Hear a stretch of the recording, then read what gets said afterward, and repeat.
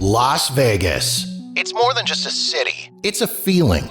It's that feeling of excitement when you spot the lights of the strip out the airplane window. It's that feeling of awe as you stroll down the boulevard, taking in the sights and sounds. And it's that feeling of satisfaction, knowing that you're in the greatest city in the world. Over 42 million people from around the world share that feeling every year, and I'm one of them. Taking you to the world-famous Vegas Strip and beyond, my name is Jeff, and this is Jeff Does Vegas. I generally tend to keep things pretty light on this podcast, in that I don't usually cover topics that some might consider serious or controversial. But if there's something going on that I think my audience needs to be made aware of, and there's a way for me to tie it into Las Vegas, I'm going to go for it. So, just as a heads up, this episode of Jeff Does Vegas is not the Jeff Does Vegas that you're used to. Human trafficking is a massive problem around the world, across the US, and specifically in Las Vegas. In fact, it might come as a surprise to you that Las Vegas has the fourth highest rate of human trafficking in the United States, ranking only behind Orlando, Atlanta, and Washington, D.C. I wanted to take a dive into this topic and get to the root of the issue and find out what's behind this high rate of human trafficking, as well as maybe bust some of the myths and misconceptions surrounding the problem. So I reached out to a Las Vegas organization called the Cupcake Girls, and my guest for this episode of the podcast is their executive director, Amy Marie Merrill. We discussed the work that the Cupcake Girls organization does with victims of human trafficking and sex trafficking, as well as those working in the sex industry who identify themselves as consensual sex workers. Amy shared some very shocking facts on who's being trafficked and by whom they're being trafficked. We talked about some of the legal changes that Amy would like to see happen to better protect victims of trafficking, and much, much more. Please enjoy my conversation with Amy Marie Merrill from the Cupcake Girls.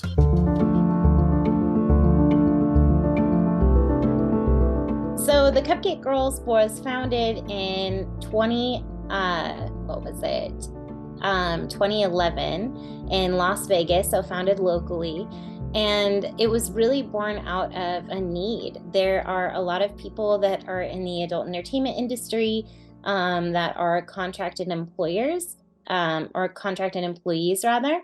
And so because of that, they don't have access to a lot of the things that you and I take for granted, like doctors, dentists, lawyers, healthcare, things like that, because they aren't easily accessible at their job, as well as the issue of stigma, right? There's a lot of folks who assume that because somebody's a sex worker, that there is conditional consent there. And so there have been many people who have been assaulted when they try to do something simple like go to the dentist.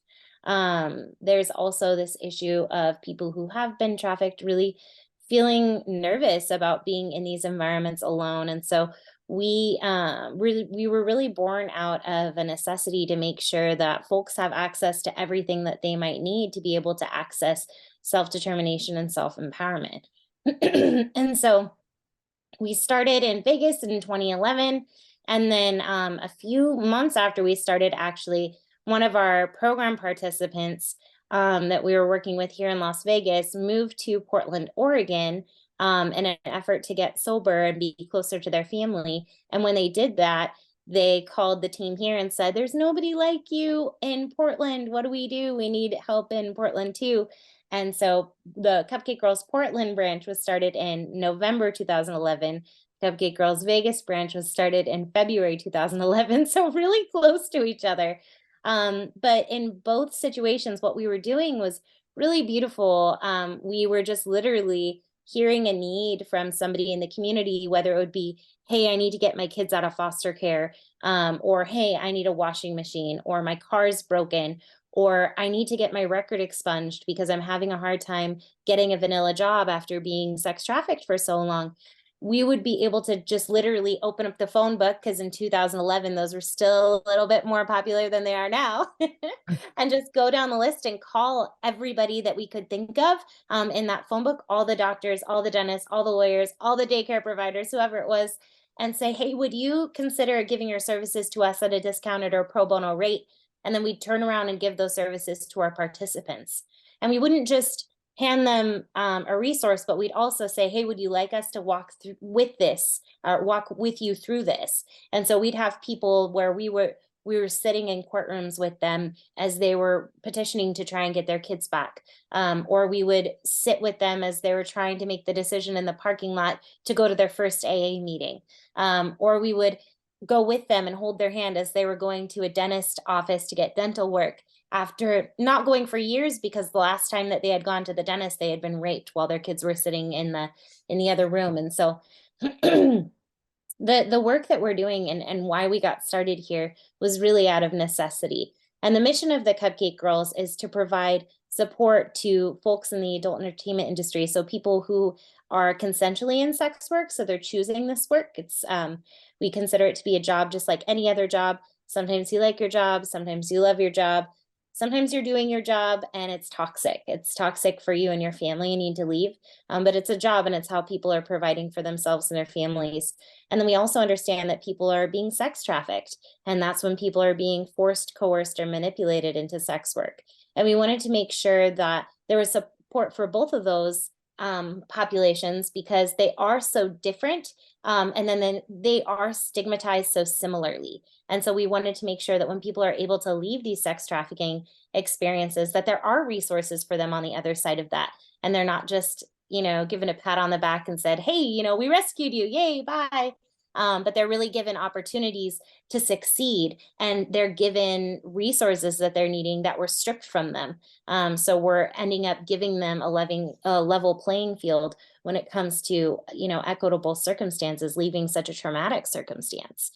And so it was really born out of that. The vision of the Cupcake Girls is to really provide our participants with self-determination and self-empowerment. So we want what our participants want. We're not interested in saying, like, you need to leave your trafficker now.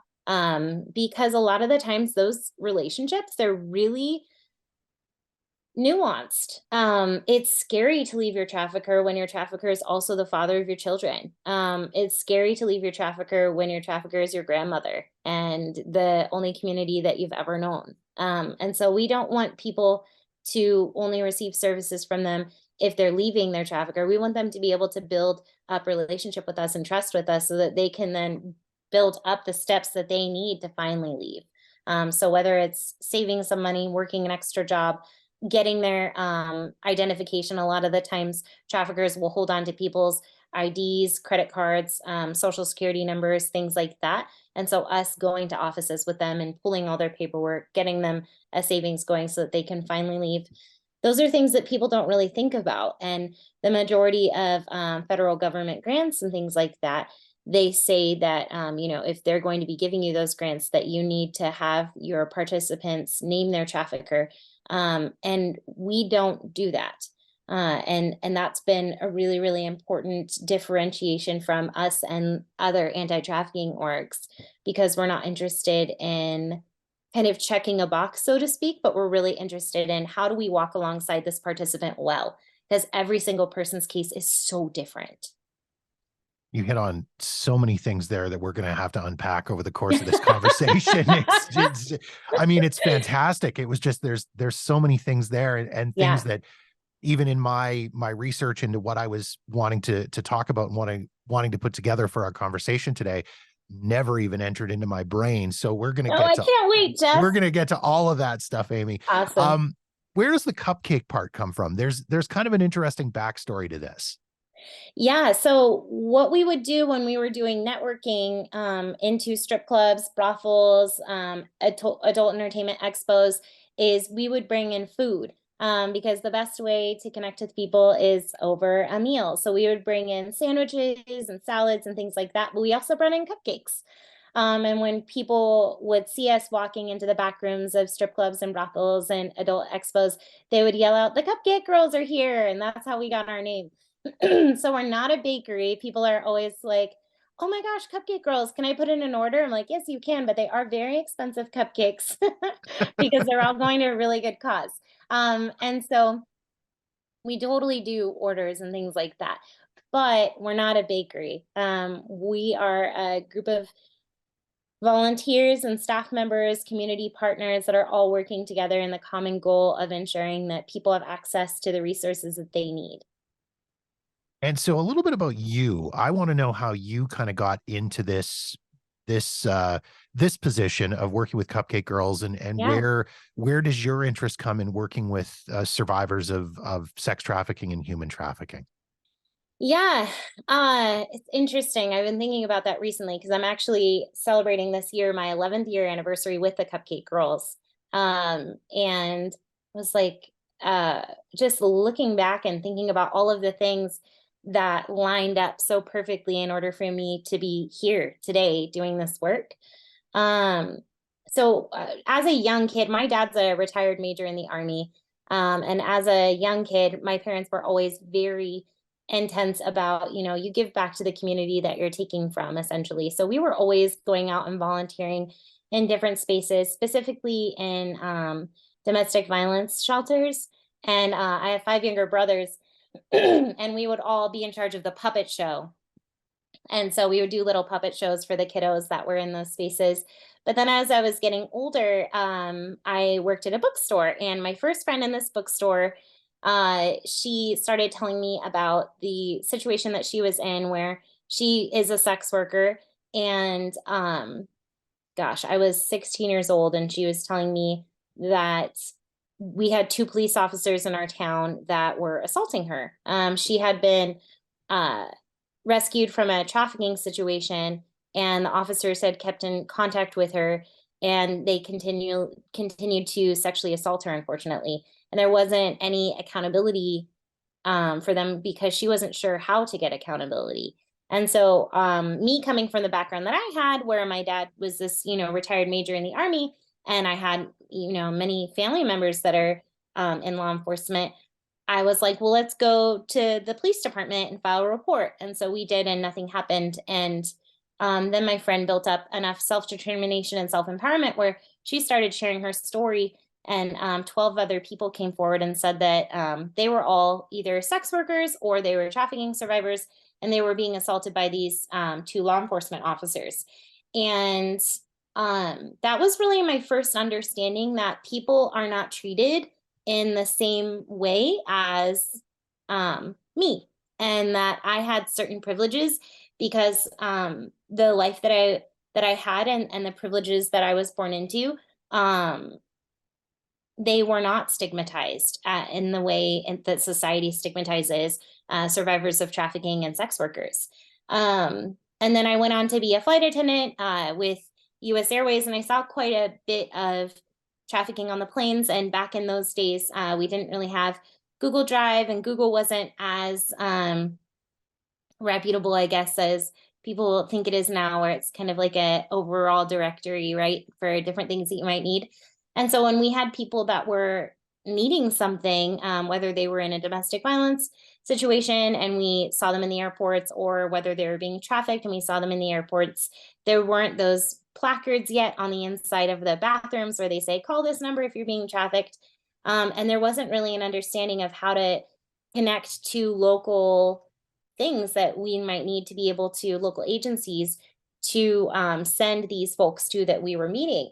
And so we had some seasoned flight attendants that were just amazing, and they would put a bunch of information on these little USBs and pass them around to other flight attendants and ground crews and agents. And we would connect people with different shelters, safe houses, things like that. And that was really cool.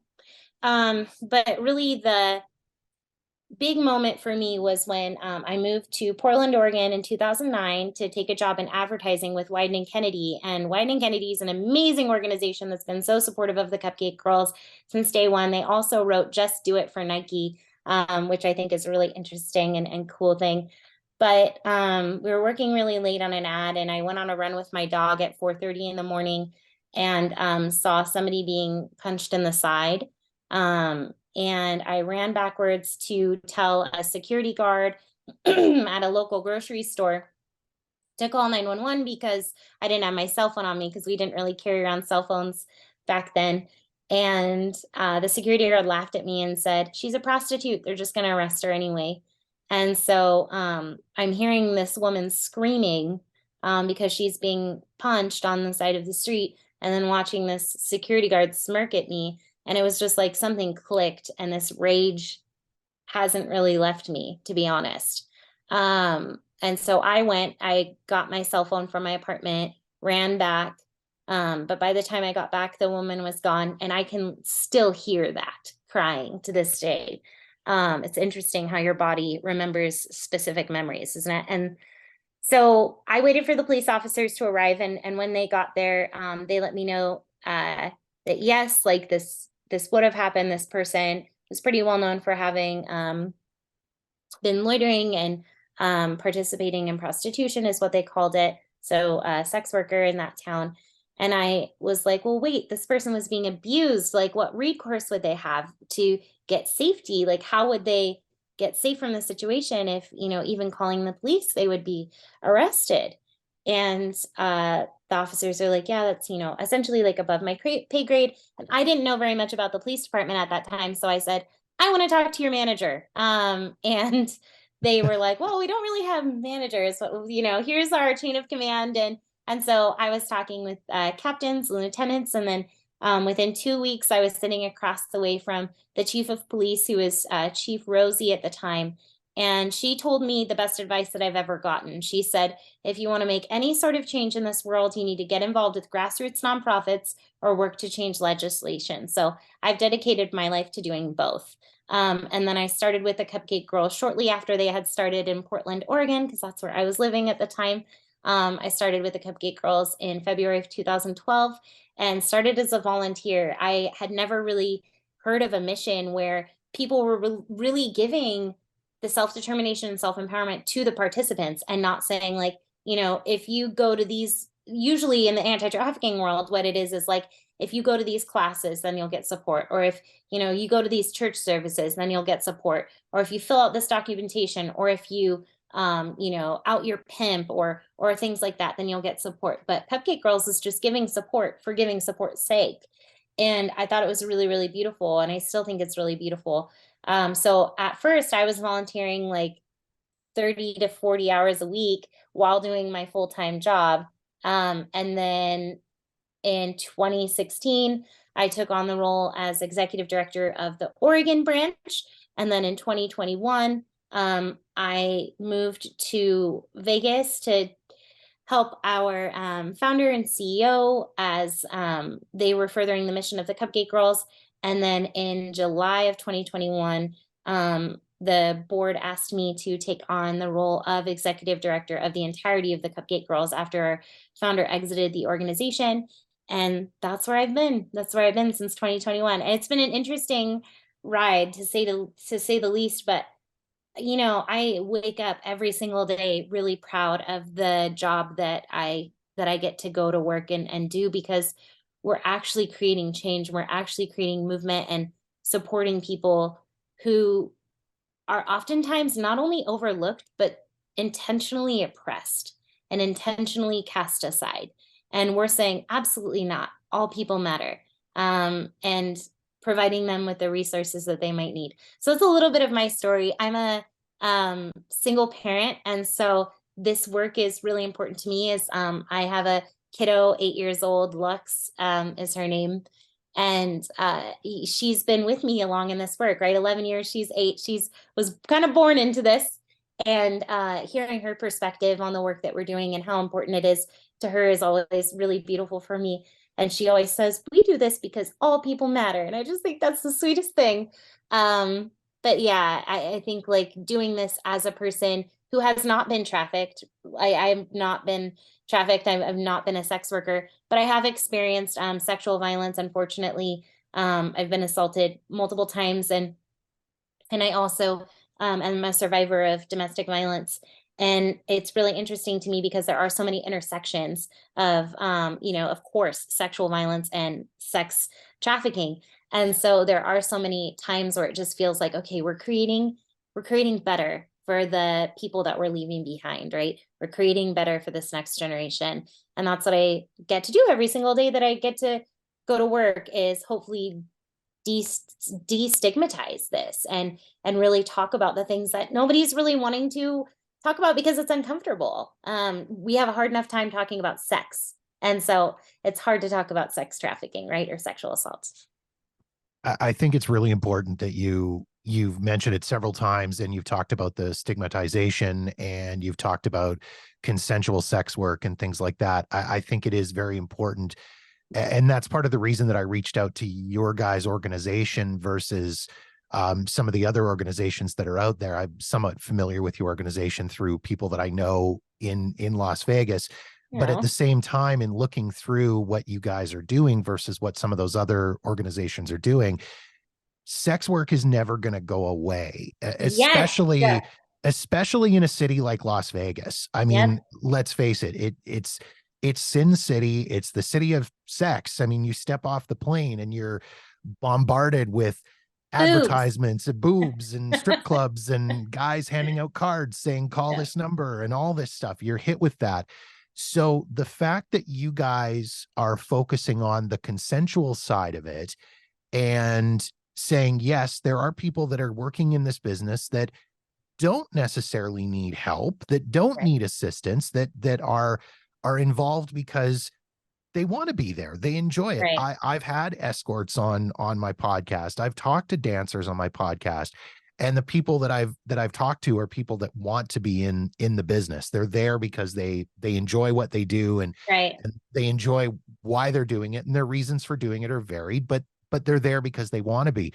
So the fact that you guys aren't trying to push people out of the business and are just saying, you know what, this exists, this is here, it's not going anywhere, let's work with the people that want to be here, and at the same time the people that don't want to be here, let's work with them too and help them 100. move on, is outstanding. So I Thank you. applaud you guys for the work that you're doing in that side of things. I think that's outstanding. Oh, Jeff, you have no idea. It's always really interesting to me. And I was talking to Callie, who you and I were coordinating with to get this going. So shout out to Callie. She's amazing. It's today's that we're the day that we're doing this podcast is actually admin professional day. And so just a quick shout out to Cal. But Jeff, honestly, hearing that is music to my ears. I always get a little bit nervous when I do these interviews because I'm like, oof, do I have to explain myself?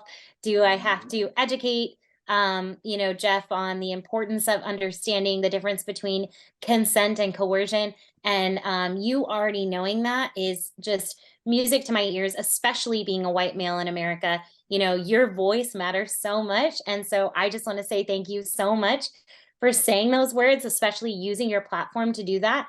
There are people that are dying every single day because of the stigma that we put on sex workers. And I think it's really, really beautiful that you would use your platform and your voice in this way. And I just want to thank you for that. Yeah, the more that we can destigmatize this work, the better.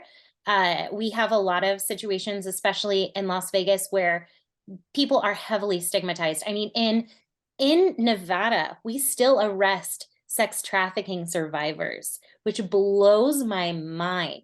Sex trafficking survivors are booked, they're put in jail, they are given their one phone call, and then who do they call? Because whose number do they know?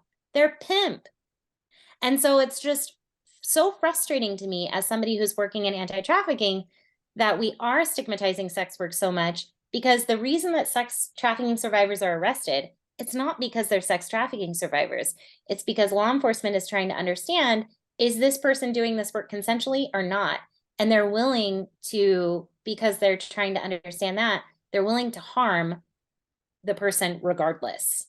Mhm. And that to me just blows my mind. And honestly, it brings a lot of sadness to me, and like actually tearing up, because I've been on those phone calls where people are like, I was arrested in 13 states. I have 13 felonies. I was sex trafficked over 13 states and I cannot get a job. And so, you know what they have to do? They have to do sex work at that point. They don't want to do it at that point. I've heard from so many people that are like, I would love to have a different job. I cannot get another job. Or people that are being arrested because of sex trafficking and they're charged with sex crimes. And so they cannot even live with their own children. So when they're rescued from these trafficking situations and they're booked and they're put in jail, their children are separated from them and put into CPS, or Child Protective Services, sorry. They cannot be reunified with their children because then they're charged with sex crimes. And so I think it's important that you're using your voice in this way. And I just want to thank you so much for it, because it brought a big smile to my face. That's for sure. I appreciate it. Well, as I say, I mean, I've spoken with people on my podcast that are involved in the industry, and through I it's a weird sort of connection, but through I worked in radio for many years, and part of that was rock radio. And of course, comes Oh, with rock radio is, it's all about sexy sex. And we did numerous events at various strip clubs, and so we got to know a lot of the girls that were dancing in these places. And they're lovely people. They're yes. wonderful people. And And and good parents. and a lot of them, yes, were excellent parents, better parents than some of the parents that I know that weren't dancers. Yep. So it is, as I say, I think it's just kind of that level of stigma that exists and is there. And I'm more than happy to kind of blow the lid off some of that if it's at all possible. And Uh, as I say, doing something with you guys and having a conversation with you about this whole topic, to me, again, I don't cover a lot of serious topics on this podcast. I try to have fun, but at the same time, there's a world of seriousness out there that I think needs to be looked at. And I'm glad that you're willing to have the conversation, and I'm glad that we're willing to do that. So I mean, we got a lot of stuff I want to cover and a lot of things I want to talk about. We're barely even into this, and here we are. We're 20 minutes into this conversation, and we've barely scratched the surface. yeah. So again, sex trafficking, human trafficking in Las Vegas. I wanted to have that discussion because it's there. It's something that's going on. I think it's an important conversation. Yes. What is the current state of trafficking in Las Vegas, and how does it compare to other cities in the US and even other cities around the world?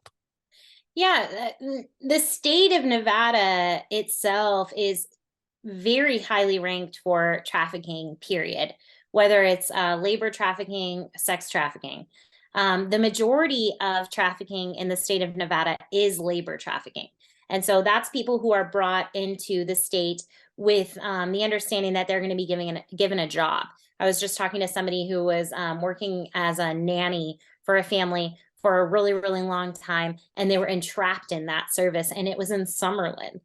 This person, they thought that, they were moving here to take a job. They came here from Mexico. They had their green card. And then as soon as they got to that nannying services, the family actually took all of her identification and said, if you say anything, we're going to report you and you're going to be sent back to Mexico, where her family has been struggling with cartel violence for some time. And so the issue of labor trafficking is huge. And it's not just within nanny services. We see it a lot within maid services. We see it a lot within the security services. We see it a lot within agriculture, right? So labor trafficking is actually the vast majority of trafficking, not only in Nevada, but in the United States. And then there's about 5% of trafficking in the United States that is sex trafficking.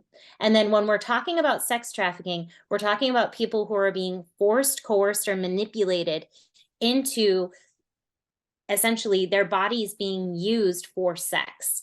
The majority of sex trafficking is actually parents, families, aunties, uncles, grandpas that are trafficking their own kiddos in their families for sex.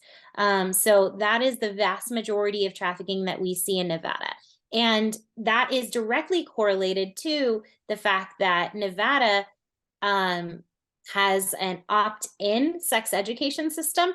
We don't allow people to opt out of sex education, but we ask them to opt in. And the data is super, super clear. UNLV has some amazing data on this, as well as the World Health Organization, as well as Amnesty International, where if you give people access to sex education, it's almost instantly that you see an improvement when it comes to sexual assault within families or sex trafficking within families, because kiddos now have empowerment on what their body is. Also, when you're saying like, oh, so-and-so was, touching my cookie or like touching my, hiney or things like that, it's really hard for law enforcement to come in and really understand what's going on. And so teaching children the correct anatomy and teaching children, how their bodies work it's very vital. We also see a ridiculously high amount of kiddos that are in the foster care system in Nevada.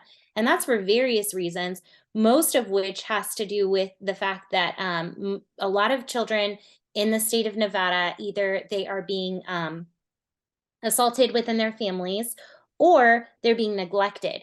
And the main reason for neglect in the state of Nevada is that parents are working multiple jobs.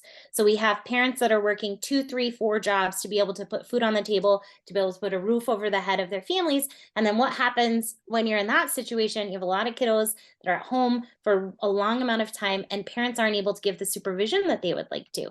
And it's really sad because parents are really blamed for this, but then they're also asked to feed their families in this ridiculous and capitalistic environment, essentially, where people are not being paid living wages, right? I mean, we're seeing people work multiple minimum wage jobs because that's all that really people are paying and what's available, which is why I'm so impressed with people like the Wynn Hotel who pay $22 an hour for housekeeping. People that pay living wages to folks so that they can provide for their families, and so is so important. So then when you get to the cupcake girls, and we get to the people that we serve, so we serve 18 and older. 3 out of every 4 of our program participants are coming directly out of the foster care system. And that is a massive number. And it's something that nobody's talking about. So we're directly feeding through our social systems, through the foster care system that we've created, a pipeline into trafficking. And I just want you to I'm really trying to just educate people on this because I think it's so important. There are some phenomenal people that are doing beautiful work. Olive Crest is a foster care organization that really works to keep kiddos with their families. They provide literally this organization is amazing. They provide free daycare for people. They'll provide babysitters. They'll provide housing help, food help, things like that, so that we can try and keep kids at home with their families, parenting classes, things like that. But if we're not putting enough effort on maintaining the availability of a living wage and of rent that's affordable for these families, we're going to continue to see this. We will. We're seeing kids that are aged out of the foster care system and almost walk directly into my office. We had somebody that aged out of the foster care system 3 weeks ago and then came to our office, and I was like, gosh darn it, really? Oh my gosh. And what happens is those people that are aging out of the system, they're really vulnerable to exploitation because what happens is they haven't had a family environment, right? They've been passed around to different houses. The majority of foster care parents, they don't want to have teenagers in their house. And so we have a lot of teens that are in places like Child Haven or other group homes where they're essentially also re-traumatizing each other. And so you have kiddos that maybe one is in foster care because of neglect, somebody else is in foster care because of sexual abuse, and then they end up traumatizing each other because that's kind of the way trauma works, right? And then when people end up coming to us, they don't really have family support or a family system. And so if they screw up, they're on the streets. There's nothing really to support them, which is another reason that I love Olive Crest, because they really make sure that people age out well, and they'll provide housing and services and things like that. So when people are coming to us, they either have had experience with law enforcement multiple times, visiting their house when they were kiddos growing up because of whatever reason, whether it was sexual abuse or because of the foster care system. But those really create these vulnerability factors for sex trafficking. And then what we do is we turn around and we make sure that those people have services so that they can get on their feet, so that we have partners that will give folks jobs, that will give folks housing. We just got a HUD grant. So in 2024, we're going to be able to start providing up to $395,000 worth of housing. It's a huge issue, housing. We have so many youth and people that are aging out of the foster care system that are homeless right now in our state. And so, yeah, that's a little bit of education on trafficking in Nevada. Hopefully it was helpful. Definitely. And I think too, I mean, a lot of people, and myself included, you've opened my eyes a lot on a couple of points here. I think a lot of people have got this, maybe it's a Law and Order SVU view of trafficking. I mean, you're talking about people that are being trafficked by, and I think maybe the story of people being trafficked by a boyfriend or a husband or something like that is kind of common. Oh yeah. The idea of being trafficked by a parent is horrifying and revolting, and maybe we just kind of we knew it was there and didn't really think about it. Same thing with a grandparent or something like that. I think a lot of people have kind of got this in their minds that the people that are human trafficking are somebody that's going to grab your teenager off the street and throw them in a van and drive them across the country and bring them to Las Vegas Right. and force them into sex work. So again, I think you're busting myths here to a degree with me, because I never even thought about that aspect of it, not once.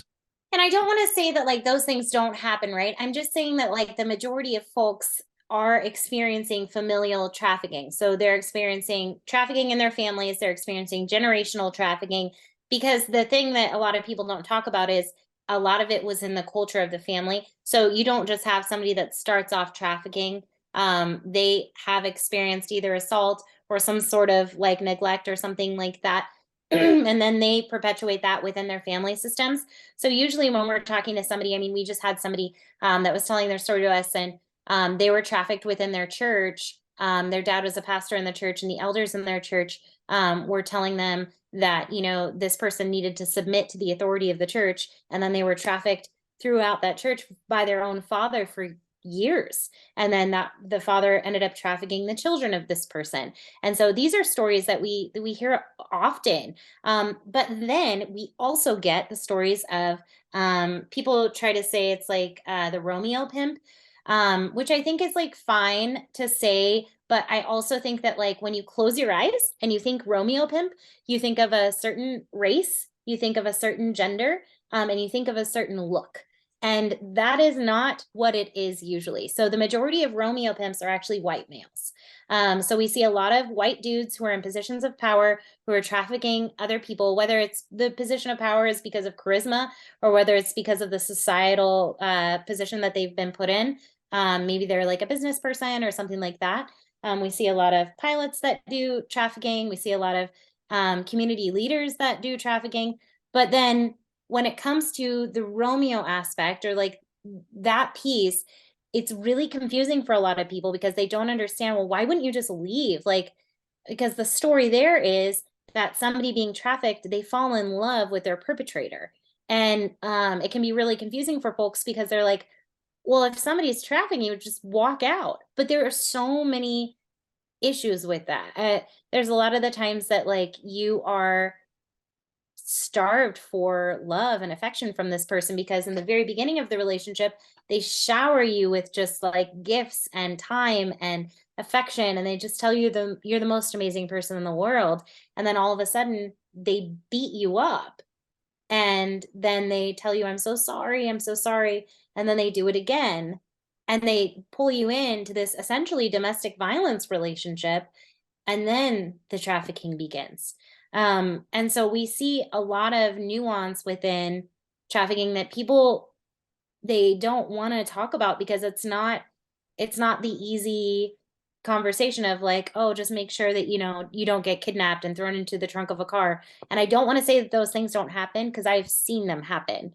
Yeah. We see people that are, you know, kept in dog cages or closets or basements for years. And we totally see that happen. But I'm just saying that that's not the majority of trafficking.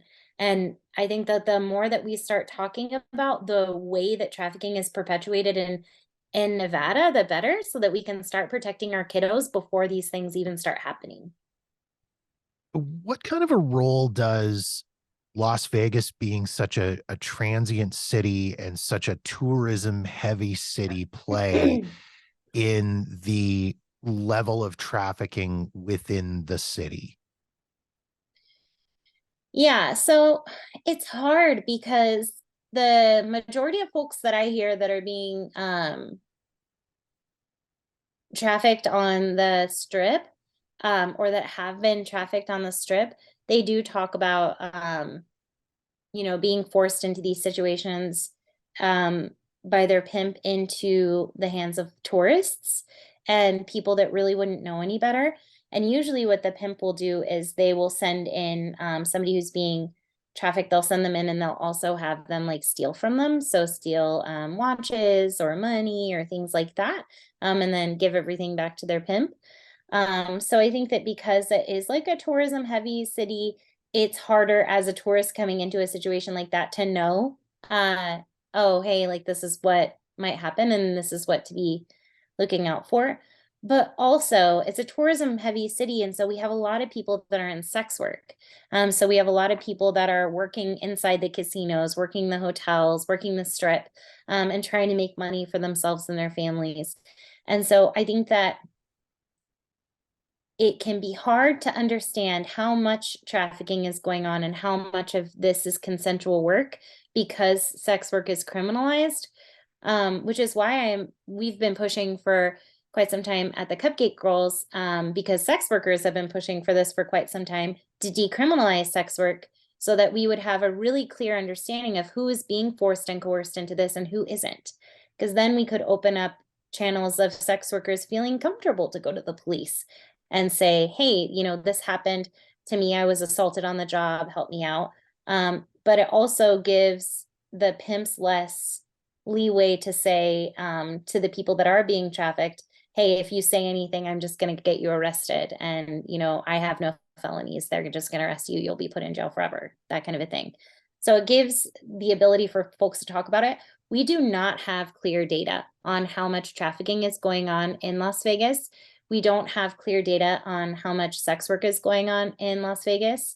We've been trying to figure out how to compile that, but because sex work and sex trafficking are conflated underneath the law, it makes it nearly impossible to get clear data on that. And I would imagine too that Vegas being, again, such a tourist heavy city where, as you say, consensual sex work is going on at the same time as the sex trafficking, it would be a lot harder to sort of split those two and figure out a level of trafficking in a city like Las Vegas, as opposed to a quote unquote normal city that isn't Right. quite so tourism heavy. Right. I mean, we've even seen like data has been clear for years that like the Super Bowl and like these big events, so they actually don't bring in more sex trafficking. They don't. But what they do is they do bring in more sex workers, and then there are more stings. And once those sex workers are arrested, they're always arrested on solicitation charges, not on human trafficking charges.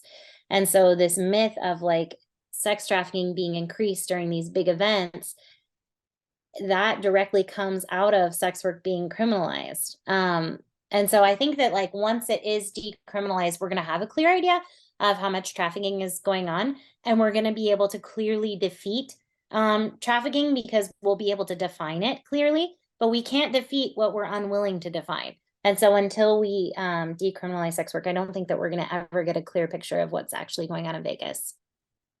We talked a fair bit about the whole familial sex trafficking situation, and as you say, the situation of people being lured or kidnapped does exist.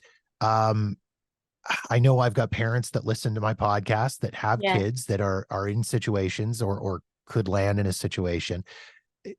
What are some of the methods that traffickers use to lure people into sex trafficking? And I mean, how can someone avoid becoming a victim of trafficking? And what can parents do to stop their kids from falling into, or stop anybody from falling into being trafficked? So something that I talk about with my kiddo a lot is consent. And we do it in lots of different ways. We also talk about no secrets. So something that, as we, talked about, the majority of traffickers aren't like stranger danger when it comes to kiddos, but it's people that they know, and it's people that they have relationship with, and people that feel safe to them. And something that's really important to remember as parents is that the trafficker will always groom the parent before they groom the kid. And so if you notice that a parent is trying to make you feel safe around them, and then all of a sudden they're like, oh, why don't I take, your kiddo off your hands to take them to this or that, or to do this or that with them. Those things aren't just like, oh, awesome, I get a break. I'm a single parent, so I get it. Like sometimes you're just like, this is great. This person feels so safe. And now they're taking them to Chuck E. Cheese. This is great.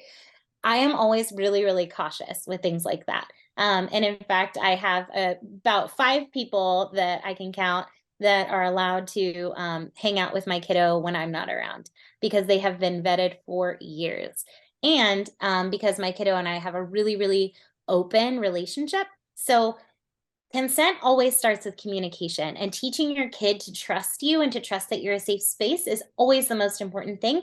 And always making sure that they understand that you're not going to be upset at them for sharing something that is distressing.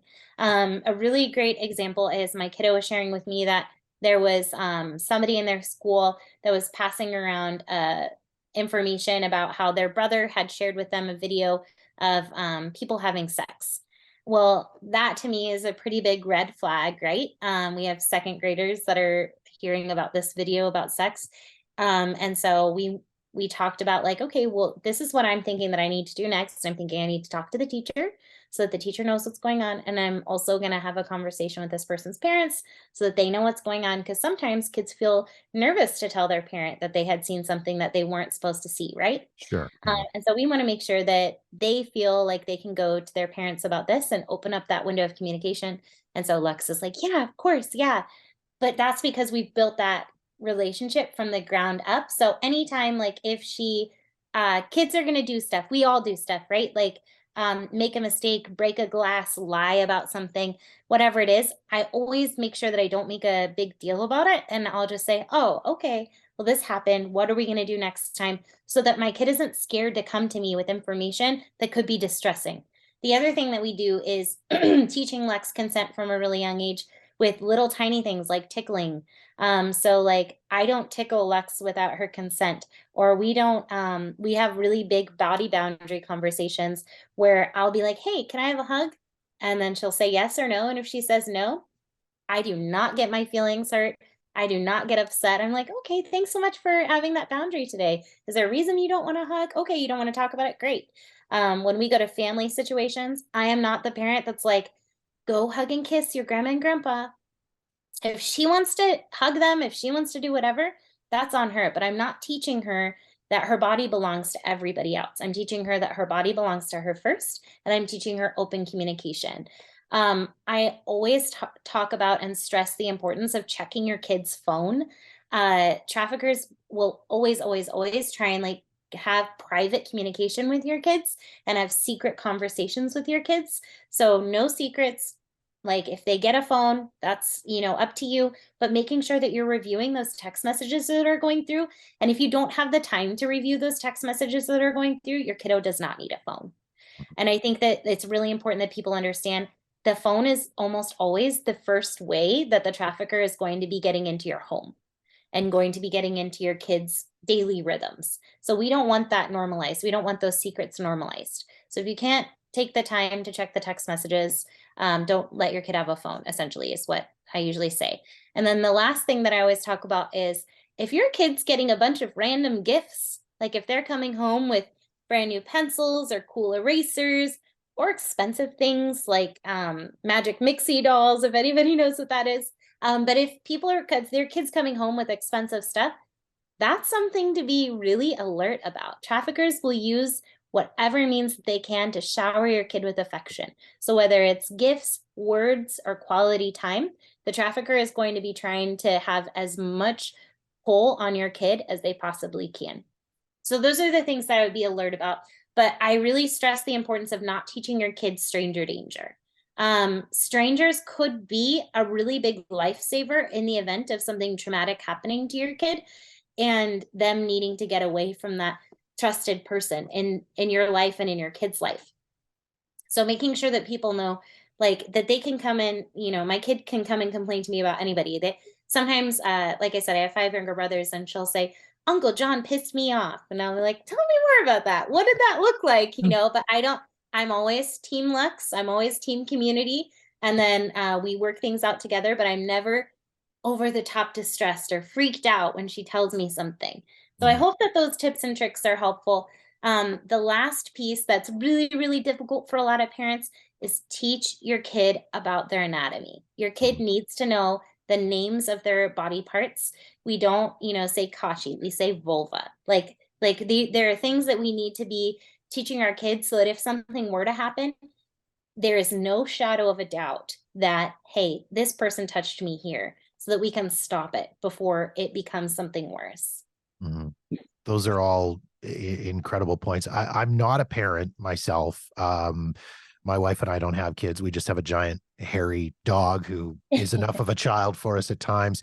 But 100. again, I have a lot of friends that have kids, and they're all in that age now where they're getting into be teenagers or preteens, and they're on social media, and as you say, they've got phones or they're playing online games, Fortnite or Minecraft or whatever. And I know so many of my friends who are our parents who are just not terrified, but worried, It should be. and they've all done the things that you're saying that they should be doing, where they're, I mean, my one friend whose daughter plays a lot of Fortnite never gets to play it in her room. She plays it on the public TV, and any audio that's coming out is over the speakers and things like that. Like things that maybe seem little and seem simple, but are Hmm. clearly extremely important. Right. No, 100%. There was even there's chat features on everything, and predators will be doing what predators do. And if they're trying to even have a conversation with my child, I want to make sure I get ahead of it. I know when Snapchat first came out, a lot of people were letting their kids have Snapchat profiles and things like that. And Lux was really upset because I was like, you can totally download like Snapchat and have the filters, but you're not adding anybody on here except for me and Nona. And that was a really big, my mom is Nona. That was a really big deal for Lux because all of her friends have Snapchat. They're all sending each other Snapchats, and it's really difficult. But then earlier this year, when one of the parents had their kiddo and they found out that their kiddo had been communicating with an adult online for quite a bit, and they had been sending pictures and things like that. Well, that's why we don't do Snapchat friends. And I think that it can be really hard to understand how quickly these things can happen. Because to us, like, I mean, you remember when you're a kid and days just dragged on, The kids can fit so much content into a small amount of time, and adults are just trying to get to Friday. So if you Yeah. don't have time to be reviewing your kids' content, don't allow them to get those venues of communication. It's going to be a ton of work for you, and you're going to get exhausted and resentful, and it's going to be exhausting and potentially dangerous for your child if you don't have the time. I want to go back into the adult world here because the kid world is scaring me. It's again kind of makes me happy. I don't have kids to a degree because I feel like I would just spend all my time worrying. But Oh, um, totally. getting into the world again of consensual sex work versus sex trafficking, which we've touched on a fair bit. And as I said, I mean, particularly in a city like Las Vegas, it's never going to go away. It's Yeah. always going to be a thing, and there are always going to be people who are partaking in that industry. What are some of the red flags if a person is as a client being involved in the industry? What are some of the red flags to look out for, to see or to watch for if somebody is being trafficked? I think one of the first things that I always tell people is you are not in charge of telling somebody their own situation. They're in charge of naming their situation themselves. Because especially in the helper healer space, especially within anti-trafficking work, I'll see a lot of people that are jumping to name something, and then unfortunately they don't name that thing correctly.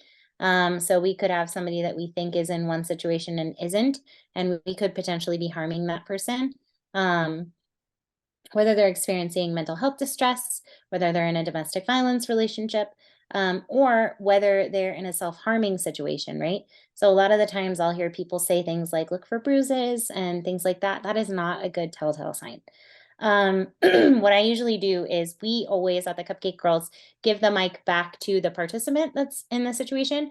And so we'll ask them, like, do you feel safe at home? Do you feel like you can leave the house at any time that you want?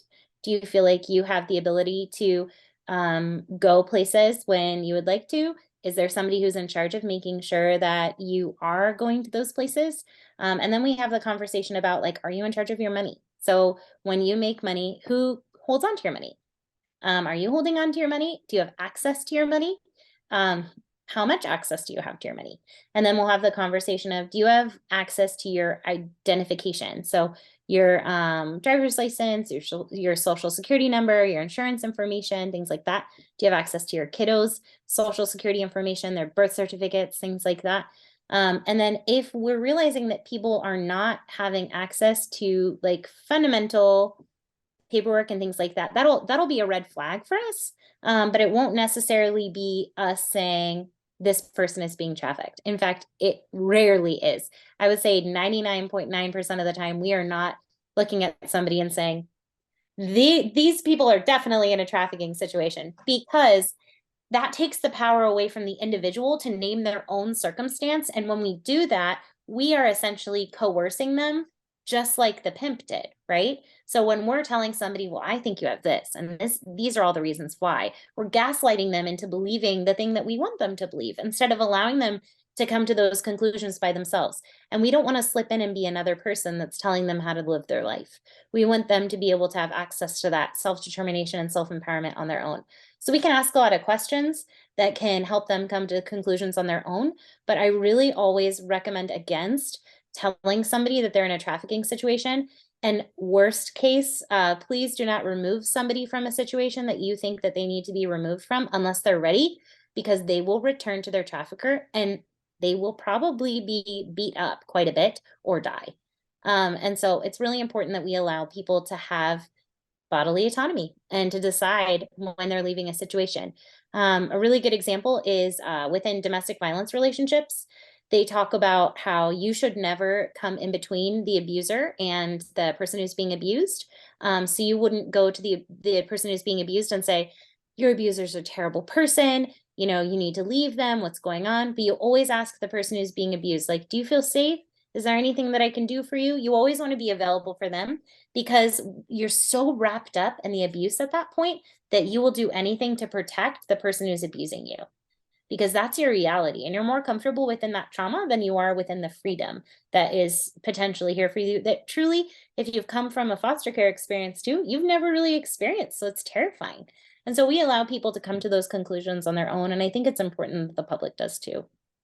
I guess it comes back a little bit to that stigmatization again too of people involved in sex work and involved in those situations, in that there's that level of, as you say, of stigmatization, where people just automatically assume that because somebody is a sex worker, whether they're working as an escort or working as a dancer or whatever, that they've been forced into that position and that they're there because somebody else is pushing them into it. Right. But that's as you say, 99.9% of the time, that isn't the case. So again, I never even would have thought about that, as you say, not naming a situation without knowing what the situation is. Yeah, it's important that we build a relationship with folks and that we're allowing them access to themselves. So many people, when they're in spaces of trauma, they don't even know what they're feeling. We'll sit down in front of our participants and we'll say, what do you want? And sometimes it can take a few sessions for them even to say, like, I need my washing machine fixed, or like, I want to get my kids back, or I want to get sober, or whatever it is, because they have literally have been told their entire existence what's best for them and what they need to do. We want to make sure that we're allowing people to decide for themselves what's best for themselves and their body. Yeah, I guess the last thing that you really need to be doing is telling them what's right for them. That's it. That's Which is it. essentially what somebody else has been doing for them, except directing them in a negative direction of saying this is what's right for you. Exactly. And what's that saying? The road to hell is paved with good intentions. So Exactly. Exactly. I think about this all the time, Jeff. I'm like, Jeff, if you know that I was having a hard time and you came into my life and you're like, okay, I know all the things that you need to be better because they've worked for me. And so you're going to do all these things, but you have no idea like how my brain works, how my personality is, how my family of origin is, the situations that I've been through. The life that you would pick for me would never work for me. And then if I came into your life and I'm like, Jeff, you were going to be with me. You're going to be a sexual, you're going to be a sexual violence advocate. You're going to work with me against sexual violence. It's going to be amazing. You would be miserable, right? And so I think that like we need to stop choosing for other people how they're living their life and allow ourselves as a culture, as a society, to be more curious about how other people want to live their life rather than pushing them into a scenario that we're more comfortable with. I want to talk about local government and state government and federal government and what they're doing, if anything, to address trafficking. You mentioned a little bit earlier how law enforcement is involved, but it seems like it's not a positive experience in a lot of degrees. Yeah, I mean, it's interesting. Within our client population, we hear a lot about how, I'd mentioned I first got into this work because one of my friends was being assaulted by law enforcement. And as an adult working within the population that I work with, we hear almost weekly that somebody's being assaulted by a law enforcement officer. And I think that because there's such little accountability when it comes to police, and we're seeing that, as a nation, and we've seen that for quite some time, but also the foundation of how that department was built. There's a lot of issues within trust when it comes to the population that we serve and the law enforcement agencies. I think that, like, SWADE, which is a sex worker organization here in Nevada, they tried to pass a bill, Senate Bill 164, back in 2021. And that bill would have made it so that we stopped arresting sex trafficking survivors. That's all that the bill was. And law enforcement came out against that bill. And they said that, no, it's better for people to be arrested. And I think that there's um, a really unique misunderstanding about how people are nuanced and how people work in this state. And I think that there is this like idea of one size fits all here, which is really interesting to me because it's such like an artsy place. And so you think that people would understand, right, that it's not one size fits all, that people are so nuanced and different, and that's beautiful, and be curious about that rather than making judgments about it. Um, but I have a lot of concern for where we're at when it comes to the relationship between sex trafficking survivors, sex workers, and Metro. And I'm really hoping that there can be some clearing up of that. I know the Cupcake Girls was asked to be on a human trafficking task force by another local nonprofit, and we tried to be on that task force. And we got a call a couple weeks ago from a lieutenant that said that we weren't allowed to be on that task force because we are pro decriminalizing sex work.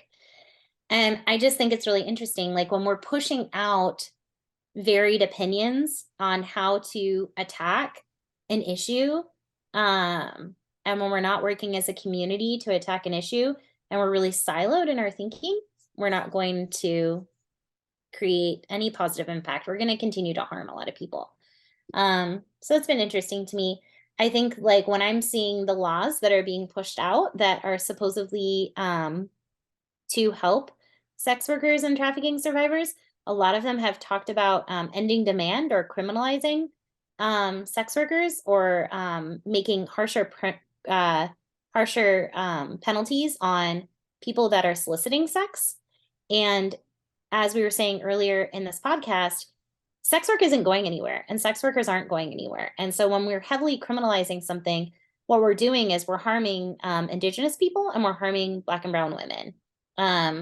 We're seeing an immense amount of people that are in prison and that have felonies. And here in Nevada, we can't expunge crimes, we can only seal them. And so I think it's really important that we really take a hard look at how we're thinking that we're solving the problems that we have. We're not going to be solving any problems by, putting criminal penalties on people and fining them. But we do need to put money into our social services so that we can support the people that are really looking for support and trying to get help. Well, and I think, and I mean, I'm not a lawyer or a legal expert of any stretch of the imagination, but I feel like when you talk about criminalizing either side of it, either the providers or the users, all you're doing is driving it underground and making Yeah. it less safe for everybody involved, whether it's the sex workers or whether it's the the clients, you're making it less safe for everybody involved. And maybe I'm overthinking it, but would that not almost encourage trafficking to a certain degree? 100%. I mean, we saw Cortez Masto pushed for FOSTA SESTA to be passed, right? Quite a few years ago, and seen the detrimental impact of that bill. It's harmed sex workers, it's harmed sex trafficking survivors. So many people have died, and now we're seeing the Cortez Masto trying to push for the Earn It Act, which is essentially FOSTA SESTA 2.0. People are not going to be able to vet their clients as sex workers. They're not going to be able to make sure if people are safe or not. It's going to continue to push things underground, which continues to harm the folks that we're working with. And so there's a lot of concern when it comes to the amount of criminalization and the amount of laws that are continuing to harm our participants. We are seeing way too many people dying. It's wild to me. And I think like the only way that we can like combat that is by providing support and decriminalizing sex work so that we can truly honestly understand who's being trafficked and who's not, and then support the people that are being trafficked so that they can get hope and help and healing, and then the people that are doing sex work need to be protected so that they can have relationships with safe clients and not be worried about having to work with clients that are harmful and going to hurt them, and worst case, kill them. It's deep, it's heavy. I mean, it's a lot of um there's a lot of information that Yeah. you've hit us with. And I mean, again, it's a big issue, and I think it's an important issue that needs to be brought to the surface, and people need to be made aware of Yeah. all of this. If there's a person out there who happens to be a victim of trafficking, who should they be reaching out to? Is there I mean, yourselves obviously as an organization, but is there anybody else that they should be reaching out to? We have a few trusted organizations that we work with quite closely. Signs of Hope is amazing. We also work with Safe House, which is in Henderson, and they provide housing, and they believe in sex work being a job like any other job, and you will not receive any stigma within Safe House. And then Shade Tree is also an amazing organization that we work with, and same thing, they do not stigmatize sex workers. Really fantastic organization. But truly, there is not a lot out there. And so we want to make sure that we are supporting folks that are trying to exit those situations. Once you exit the situation, there is quite a bit that is available for you when it comes to job training, job preparedness, readiness. Unshakable is an organization that is phenomenal and is led by an amazing woman named Debbie. And they provide opportunities for people to be interview ready, job ready, and even place them into well-paying jobs. And Debbie works really, really hard to make sure that folks have access to well-paying jobs, not minimum wage jobs, so that they can actually provide for themselves and their families. And then Dress for Success, led by Norma, Southern Nevada, is fantastic. They also provide job readiness opportunities, an amazing organization. But truly, if you're wanting to impact this work, please donate to all of the organizations that I mentioned. They are doing amazing, amazing work. And then when it comes to sex worker organizations that are also supporting sex trafficking survivors as needs come up, the Red Umbrella Collective is an organization that's local here. And then Suede is also an organization that's local here. So definitely look them up. They're all on Instagram, and you can contact them there. Amy, I appreciate the work that you guys are doing in such a huge way. And I think it's really important what you're doing. And excuse me, I really appreciate you taking the time to come on and have this incredibly important, and as I say, incredibly deep conversation with me and my listeners. And if people want to learn more about Cupcake Girls and donate to your cause and learn more about everything you do, you guys are online, you're on social media. How can people find you? Yeah, our handle on all of our social media is at cupcakegirls.org. And then our website is www.thecupcakegirls.org. And you can also reach out to me via email, amy@thecupcakegirls.org. We really value the community, and we want to make sure that people have access to this important education on what's actually going on within sex work and sex trafficking in our state. And I'm happy to set up time to have conversations with everybody. But Jeff, thank you so much for providing this space. It's not only appreciated, but it's necessary. And I really appreciate you making the time.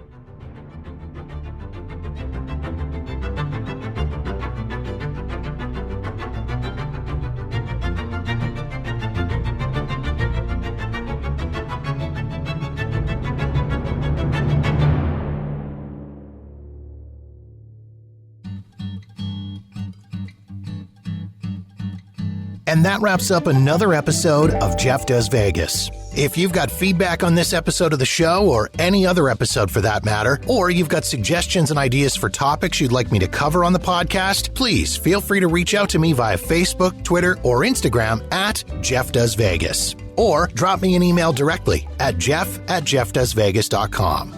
In the meantime, thank you so much for checking out the show. Be sure to follow us wherever you get your podcasts so you'll know the moment new episodes are available. And don't forget to visit jeffdoesvegas.com for past episodes and show notes. My name is Jeff, and this has been Jeff Does Vegas, a Walker New Media production.